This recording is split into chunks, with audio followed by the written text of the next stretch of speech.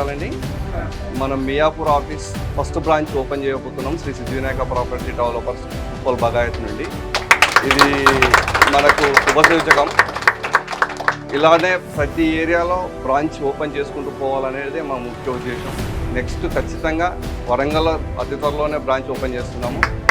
So అందరు అసోసియేట్లు మన Shri Siddhivinayak property డెవలపర్స్లోకి వస్తారని ఆశిస్తున్నాను.